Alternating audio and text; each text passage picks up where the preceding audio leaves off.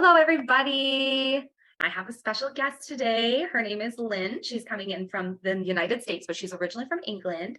Through her own health, she's become a very knowledgeable person, and she has so many certifications related to health, hormones, everything. She's actually a holistic health practitioner, and she helps women in menopause. She helps people with their hormones, and she also has the 5 steps to a healthier you, which she's going to offer you guys. So please make sure to keep listening. We're going to comment this later. And yeah, I'd love to introduce you guys to Lynne. Say hi, everybody. Hi, Lynne. Hey there, how you doing?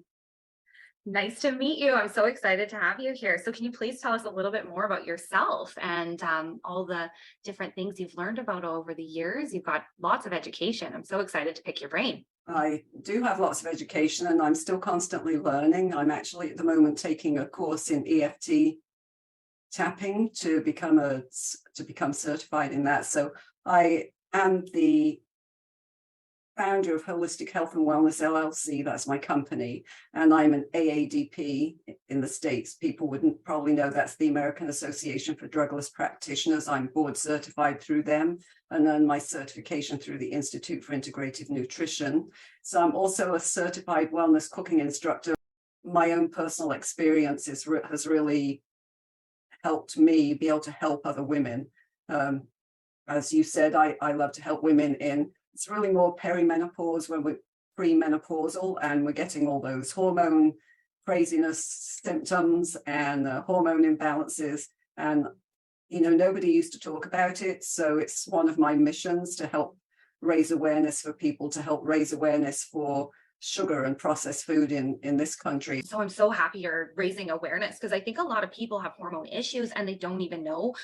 Me personally, I have an autoimmune thyroid disease, which I was diagnosed with when I was like 19. Now I'm 33. That really took a toll on me. It completely changed me. I felt like crazy, but I literally went from high thyroid to low thyroid. So it was very obvious to me that I was sick. Things that you might have in your own life. So, are you stubbornly resistant to weight that won't budge, or you can't lose weight even though you're exercising like crazy, and you gain weight even when you're eating healthy and watching your calories?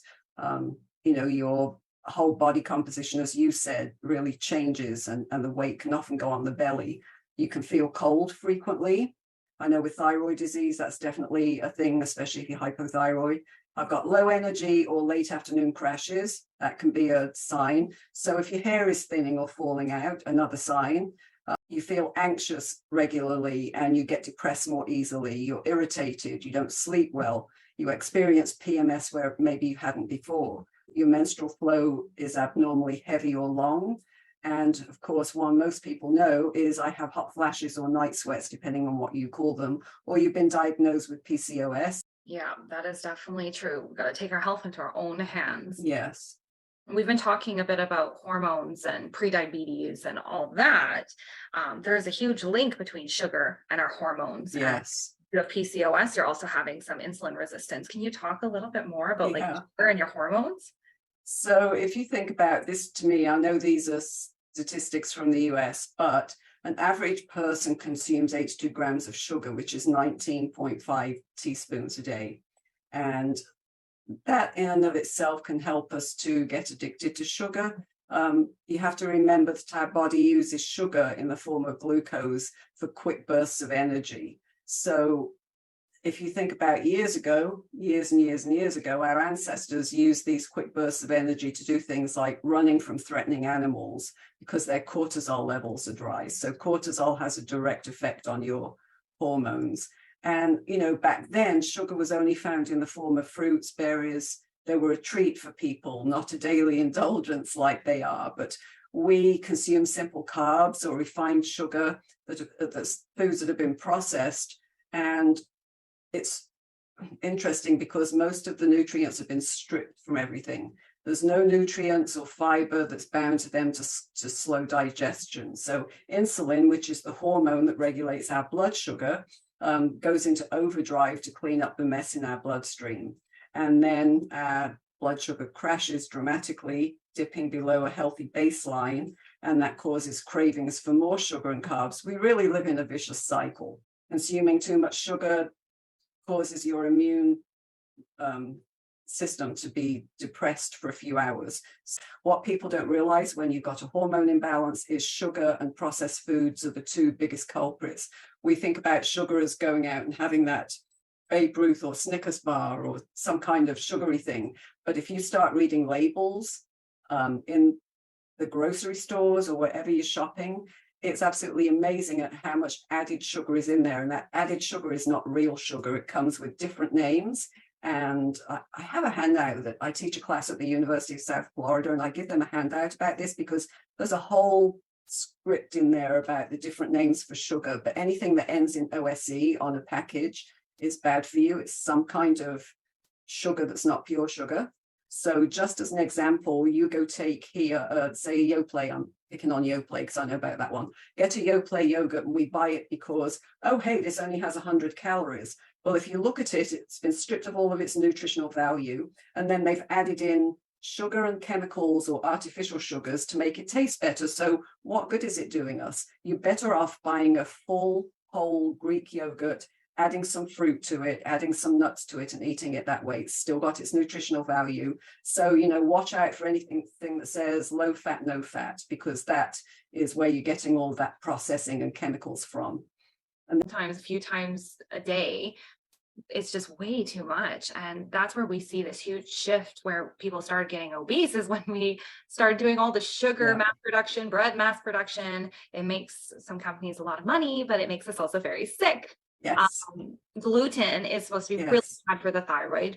I can tell a huge difference in me and my PMS symptoms if I'm sugar loading and having carbs, because I say I'm keto-ish because I know keto is the best for me. I stick to that most times, but the other people in my life also eat carbs. So sometimes I travel and I let things slide a bit. But the truth of the matter is, when you do stick to a healthy diet, no sugar, no bread, doing like a low carb, you feel so much better. My skin's clearer, my moods are better, I sleep better, my inflammation's better, my body's better, everything's just better. When I started changing my lifestyle, my migraines stopped being daily. And I just can't tell you how different I felt when I changed it's not just the diet, it's the other parts we don't think about, the sleep, as you've mentioned, the stress, our relationships, our moods that have changed because of all the sugar and processed stuff that we put. Yeah, it's so important for aging and your muscle strength to do this training. I'm doing more exercise now. With having injuries, I didn't exercise very much. So now I have weak muscles and it's affecting my posture. So now I'm forcing myself to have to get more into it, but better late than never. So yeah. You begin to age. Doesn't matter if you're 35, 55, 65. If you're not doing some of these things, they're things that you want to add into your daily routine. Mm-hmm. And you said you also add in fasting, right? Yes. So my husband he doesn't get it. He says, how can you go without eating? Well, I actually don't think about it anymore. So I didn't on purpose start doing intermittent fasting. It was just something that I'd get up, I'd go to work on my computer, and then I would forget to eat. But then intermittent fasting began to be a thing. And I realized, well, I'm naturally doing that. And it's really good if you've got digestive issues. The caution I would make to people with diabetes is not to try that without talking to a healthcare provider, because their sugar levels need to be stable throughout the day. So healthy, so great for hormones, cleans up the body, cellular healing. There is so much benefit to it. And anyone can do it, even pushing your meal by 30 minutes earlier or later. Little baby steps. And I do have a friend who's type 2 diabetic. She was able to do these longer 60-hour fasts, but it took her some time. And yes, you have to monitor the sugars because you have to, transition with that one. It's harder for diabetics, but yeah, definitely super, super healthy. Great for hormones and great for like those sugar addictions too, because you kind of decrease like your appetite hormones. They get a little bit more balanced and you get more control. And then you get more mindful too. Am I actually really hungry? Do I actually need this much food as I usually eat? Probably not. That's a big one for us, is we tend to eat for comfort. So I think what would be really awesome to wrap this up, if you could maybe do a summary of those 5 steps, and then we will link that in the comments for everyone. It's just 5 steps to a healthier you. Maybe just give a couple steps or whatever you think. 5 simple steps. And of course, I don't have it in front of me. So sleep is a big one, and it's a big one when it comes to hormone balance, when it comes to a healthy lifestyle, because we really need to be getting 7 to 8 hours of sleep a day, and we generally don't. So it has some ideas on sleep. It has some ideas on eating. As I say, I can't remember them all offhand, but it talks about stress, how to deal with your stress, how to eat mindfully, like we've been talking about. Goes in a little bit more depth about that. We all should work on moving more, sleeping more, de-stressing, Yes. and cleaning up our nutrition, because we've got too many bad options. It's okay to, live a little, have your sugar and eat your bad Mhm. stuff here and there, but when it becomes a addiction and a cycle and a constant, it's feeding disease and health issues versus preventing them, then you gotta reel it in pretty quick, because sometimes it's a little bit too late. So encourage everybody to find healthier swaps, read labels, drink more water, try and eat less sugar, eat more whole foods, take your vitamins, get more sleep before midnight.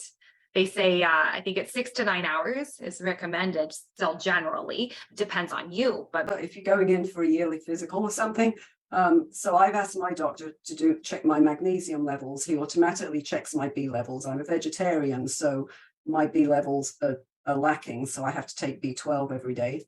But they will do, if you ask the specific minerals as well as the chemicals that they do, they usually will do them. And it's just always good to know, because I take extra magnesium every day for my headaches. And I was afraid that I was getting too much, although I know it supposedly goes out of your body if you're taking too much. yeah, that's great advice. Thank you so much, Lynn. Yeah, if you guys have questions for her, reach out. She's got lots of information.